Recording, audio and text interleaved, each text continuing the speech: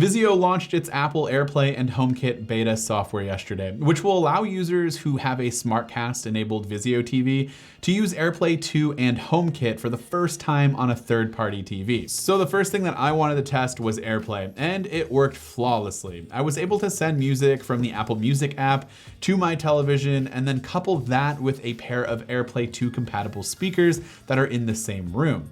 Videos from apps like YouTube also worked really well, and in theory, if you had multiple Vizio TVs that you had AirPlay enabled, you could play the same music or other audio across all of your televisions throughout your house.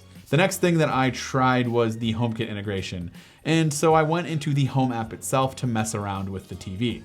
From here, I was able to turn my TV on or off, change inputs, and adjust a few TV settings. Now, volume controls was also supposed to be adjustable via the Home app, but I didn't quite see the capability there yet.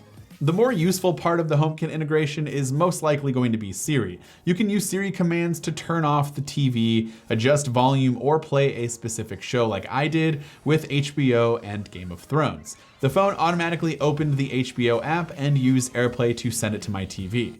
So there were really no issues here, at least with the HBO app. Now I tried some other apps like Netflix and Showtime, and they would get stuck in the loading screen after it recognized my command, or I would need to go in and select which episode. So it wasn't quite fully there, but HBO worked flawlessly. You can also control your TV via the Control Center remote by swiping down and going into Control Center and tapping on the remote icon. But as of right now, functionality is pretty limited. You can pretty much just navigate through the TV, play, pause, or go back. That's really the extent of the controls at this current moment in time. As I mentioned before, mirroring a Mac or iOS device's screen is also available, but it didn't really work well with this beta. In fact, it didn't work at all. I tried to show my phone's iPhone screen or sent a photo to my Vizio television, and it did not work. Now, if you're interested in testing this beta out for yourself and you have one of the compatible Vizio TVs, just download the Smartcast app and head into the menu and select Apple AirPlay and HomeKit Preview. From here, you can walk through the setup process, and eventually you'll install AirPlay 2 and HomeKit beta software on your TV. Keep in mind, this is beta software. You might experience some bugs, or it might not work correctly during the first install.